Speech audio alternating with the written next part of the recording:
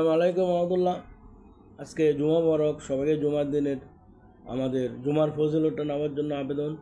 পাশাপাশি আজকে আমাদের যে ওই হজের সময় মক্কা শরীফে হাজিদের যে দোয়া কবুলের স্থানগুলো এবং ডিটেলস কী কী, এটার একটা বিস্তারিত আমি আলোচনা করব। গতকালকে স্থানগুলো আলাপ করছি, আজকে ডিটেলস আলাপ করব, যাতে আমাদের যারাই বিভিন্ন দেশ থেকে বাংলাদেশ সারা বিশ্বে হজ করতে যায় তাদের সুবিধার্থে এই বিষয়গুলো আলোচনা করা চলে মনে করছি, সেজন্য এই ভিডিও লিঙ্কটা করা হলো।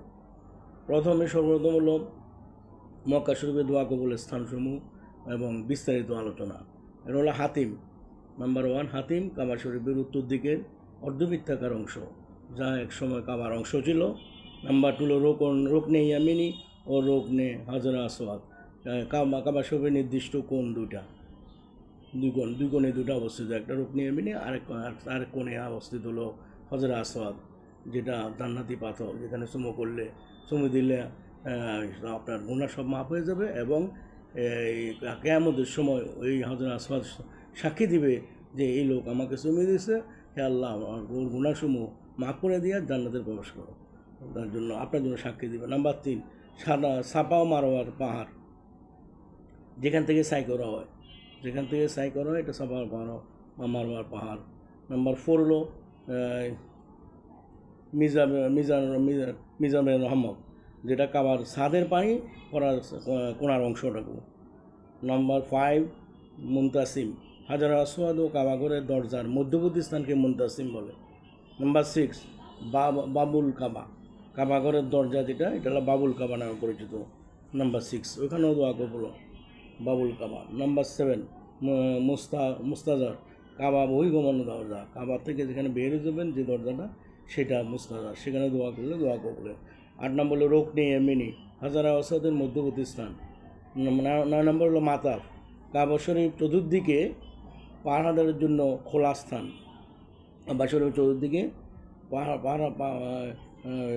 চতুর্দিকে পাহারাদার জন্য যে খোলা স্থানটুকু, ওটাই মাতাফ। মানে কাবা শরীফের চতুর্দিকে যে খোলা স্থানটা, যেখানে বসে অনেকে নামাজ পড়ে এই সময়, তখন এটাকে সাই করার সময়, তখন এই স্থানটা মানে মাতাব বলে। কাবা শরীফের চতুর্দিকে পাহাড়ের জন্য যে মানে খোলা স্থান। 10 নম্বর হলো মাতাম ইব্রাহিম, কাবা শরীফের পূর্ব দিকে পূর্ব দিকে যে পাথর সংরক্ষিত আছে, যেখানে হযরত ইব্রাহিম আলাইহিস সালাম পায়ের ছাপটা অবস্থিত, যেটা মাতামে ইব্রাহিম বলে, মাতামে ইব্রাহিম বলে। নাম্বার 11, সাফা মারওয়া। সাফা হলো কাবা শরীফের পূর্ব পাশে নিকটতম পাহাড়, যেটা সেখান থেকে শুরু করা হয়। আর মারওয়া হলো সাফা থেকে 450 মিটার দূরত্বে মারওয়া পাহাড় অবস্থিত, এখানে সাই শেষ হয়, সাফা মারওয়া। তারপর হলো মাসোয়া হলো সাফা ও মারওয়ার যে পাহাড়ের মধ্যবর্তী স্থান, সাফা মারওয়ার মধ্যবর্তী স্থানে দোয়া করলে ওইটা হলো সাফা মারওয়ার মধ্যবর্তী স্থানকে মাসোয়া বলে। নাম্বার 13 হলো আরাফার ময়দান, হযরত আদম আলাইহিস সালাম এবং মাহ আলাইহিস সালাম যেখানে প্রথম পুনর্মিলন হয়েছিল, সে স্থানটাকে আরাফার ময়দান বলা হয়।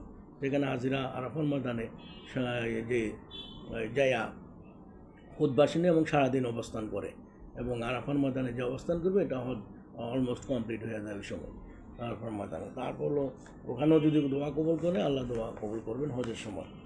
তারপর হলো জাবালের রহমত, এই পাহাড়ে আরাফাত ময়দান পর্যন্ত ময়দানে অবস্থান করে। এই যে জাবলে রহমতটা আরাফাত ময়দানের ভিতরেই অবস্থান করে। নাম্বার 14। নাম্বার 15 হলো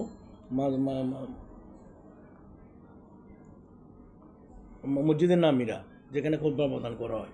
আরাফাত ময়দানে যেদিন খুতবা প্রদান করা হয়, সেটাকে মসজিদের নামিরা বলে, মসজিদের নামিরা। এখান থেকে হজের খুতবা দেওয়া হয়।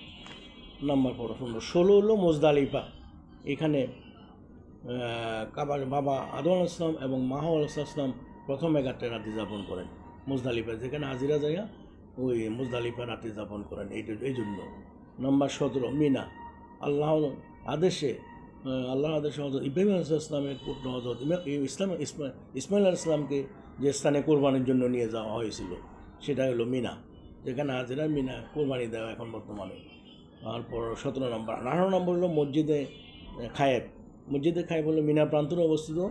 এখানে আদিকাল থেকে আখিরি নবী হযরত মুহাম্মদ সাল্লাল্লাহু আলাইহি ওয়াসাল্লাম পর্যন্ত 70 জন পয়গম্বর পয়গম্বর আল্লাহর ইবাদতে বন্দী করেছেন। এটা 18। এটা মসজিদে খায়েব। 19 জামারা। জামারা হলো মিনাতেই 3টা জামারা অবস্থিত। এটা হলো ছোটো শতান, মেজো শতান, বড় শতান। মানে ছোটো শতানকে আরবিতে বলা হয় জামারায় উলা, মেজো শতানকে বলা হয় জামারে উস্তা এবং বড় শতানকে বলা হয় জামারে আকাবা। এই 3টে শয়তানকে যখন হযরত ইব্রাহিম আলাইহিস সালাম তার সন্তান ইসমাইল আলাইহিস সালামকে কোরবানি দেওয়ার জন্য নেওয়ার পথে শয়তান বাধা দিয়েছিল, তখন তাদেরকে পাথর নিক্ষেপ করে তার বাধা প্রতিহত করেছিলেন। এই জন্যই এখন আমাদের হজেই এই প্রবেশন দেওয়া আছে। আমরা ছোটো জামানা, মেজো জামানা, বড় জামানকে প্রতিদিন আমরা ওই এখানে পাথর নিক্ষেপ করে তাদের আমাদের ভিতরের শয়তানকে আমরা বিতাড়িত করি, যেটা আল্লাহ হজের একটা প্রবেশন রাখা হয়। সুতরাং দোয়া করবেন, ভালো থাকবেন, সুস্থ থাকবেন। আজকে জুমার জন্য সবাই জুমার প্রস্তুতি নেবেন এবং সূরা কাহফ করবেন আজকে। পাশাপাশি আসর থেকে মাগরিব পর্যন্ত যে দোয়া কবুলের সময়, এই সময় আল্লাহর কাছে দোয়া করবেন, আমরা আকুতি করবেন।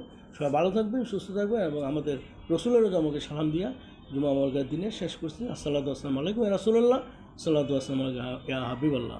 ধন্যবাদ, ভালো থাকবেন, সুস্থ থাকবেন। আসসালামু আলাইকুম ইয়া রহমতুল্লাহ।